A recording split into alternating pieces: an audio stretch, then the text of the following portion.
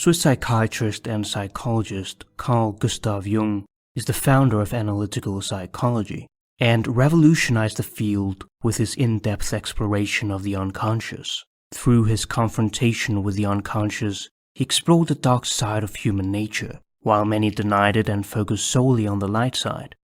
It is a fact that we all go through dark times, as we're gradually assaulted and overcome by the trials and tribulations of life. Jung writes, "It is high time we realized that it is pointless to praise the light and preach it if nobody can see it. It is much more needful to teach people the art of seeing. It is becoming increasingly more common to display only the pleasant parts and highlights of our lives. This one-sidedness creates an artificial view of life in which our dark side is buried and considered taboo in society. And as we see other people with their seemingly amazing lives, we become even more resentful and disappointed with ourselves. We see our behavior as socially unacceptable and try to conceal our emotions and contradict our real self. This forms the persona, a false social mask that makes us appear more likable to others to the detriment of our mental stability, and which ends up negatively affecting our whole life. We unconsciously let other people live our life for us, and we become inauthentic, mere numbers in the crowd. It is impossible to progress towards self-realization if we are presenting ourselves as someone different to who we really are. When we realize that we have been living a lie, the false mask shatters, and we come face to face with the emptiness of ourself, which may result in an existential crisis. Authenticity opens the path towards self-realization. With a radically honest view of life, we can progress towards psychic wholeness by acknowledging our dark side that most people cannot bear to look at. We mustn't repress our darkness, but rather confront it. Nobody is perfect, and taking responsibility to acknowledge this can bring relief to others and a feeling that they are not alone. Jung writes, "There's no light without shadow, and no psychic wholeness without imperfection. To round itself out, life calls not for perfection, but for completeness, and for this the thorn in the flesh is needed, the suffering of defects, without which there's no progress and no ascent." One does not become enlightened by imagining figures of light, but by making the darkness conscious. The persona, as well as all our defects, insecurities, repressions, and memories long avoided, feed and form our shadow, the unknown dark side of our personality. The shadow is everything which one has no wish to be. It follows us around all our life, both literally and metaphorically.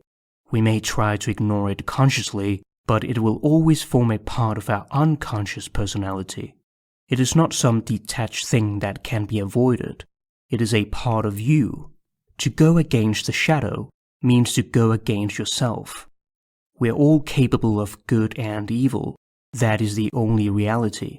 It is important to know how much good we can do and what crimes we are capable of. And knowing this, choose not to do evil. That is the true moral position. The shadow is commonly mistaken as an enemy or evil entity. However, it is really exactly like any human being, who sometimes resists or sometimes gives love, whatever the situation requires. The shadow becomes hostile only when it is ignored or misunderstood. A frequent nightmare consists in being chased or confronted by a scary monster or shadowy figure. But when one confronts the figure and questions it, it starts to take on an amiable appearance. To honor and accept our shadow is a profound spiritual discipline. The shadow of an aggressive person contains tenderness, relatedness, and sincerity, while the shadow of a shy person would be assertive, responsible, and confident. It has a compensatory role and represents everything that we lack. The shadow contains pure gold as psychological insight, waiting to be integrated into our personality. This inner gold is all our potential and ideal self, which we all look up to in life and strive to become. And for that reason, the shadow is our ally in the journey of life. The less we acknowledge our shadow, the more it is liable to burst forth suddenly in a moment of unawareness. Everyone carries a shadow, and the less it is embodied in the individual's conscious life, the blacker and denser it is. In the story of Dr. Jekyll and Mr. Hyde, Jekyll tries to repress his dark side, but instead ends up giving life to his shadow, Hyde, who takes control over him as an autonomous personality and performs evil acts against his will. The dissociation takes on the form of a physical change, rather than, as in reality, an inner psychic state. It must be us who integrates our shadow and not the other way around. We talk about being able to control ourselves, but self-control is a rare and remarkable virtue. The result of ignoring our shadow is psychological projection, where we unconsciously attribute our own unacceptable thoughts and feelings to other people. Projection is always easier than assimilation. By pointing our finger to other people, we reduce the discomfort and anxiety about ourselves and avoid taking responsibility to admit that we are in the wrong. Our world takes on an illusory existence, and what is being spun is a cocoon, which in the end will completely envelop us. This can also negatively affect the relationships we have with our friends or loved ones, which we often take for granted. We do not value what we have until we lose it, and once we do, the whole world takes on a dark appearance, and we fall into a depression, filled with sadness, self-hatred, and regret. Projection can also appear collectively when people think it is they who are wrong and they who must be fought against. The tendency to see one's shadow out there in a specific person or a group of people is the most dangerous aspect of the modern psyche. The collective shadow ultimately leads to war, economic chaos, strikes, racial intolerance, and more. The scariest part is that people are entirely unaware of being immersed in it. Our good qualities remain dormant until we acknowledge the existence of our personal shadow. All our energy lies in our shadow, and ignoring it makes us feel lifeless, exhausted, and lazy.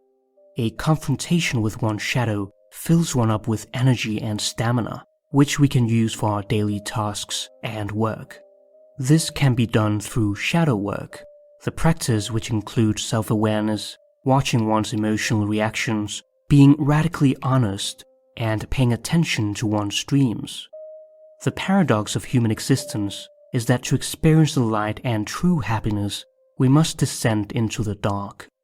The true source of light is that which endures and continues to burn in the depths of the darkness. The figure of the wounded healer is one who is at home in the darkness of suffering and finds light and recovery, a sort of creative depression which is the cry of the soul for growth. We should not try to cure it, because it cures us. We should experience what it means, what it has to teach, and what its purpose is. This shamanic figure has learned to cure himself and find the gold in his shadow, and bring the wisdom to his people. We stop fearing the darkness once we know the phoenix in us will rise from the ashes, for only that which can destroy itself is truly alive. By becoming our authentic self and integrating our dark side, we can also become consciously aware of the collective shadow and not fall prey to it. This allows us to positively influence other people to do the same, improve our lives and the lives of those around us. People often ask Jung, "Will we make it?" referring to the cataclysm of our time. He always replied, "If enough people will do their inner work." Jung provides us with ways to explore the unconscious and achieve a better understanding of ourselves, the world, and other people. He tells us that we must have a dark side if we are to be whole. By denying the darkness, we are denying half of ourselves. The place where light and dark begin to touch is the most profound experience we can have in life. It is the union of opposites that gives rise to the self, the totality of our personality, and the main goal of human psychological development. The sole purpose of human existence is to kindle a light in the darkness of mere being.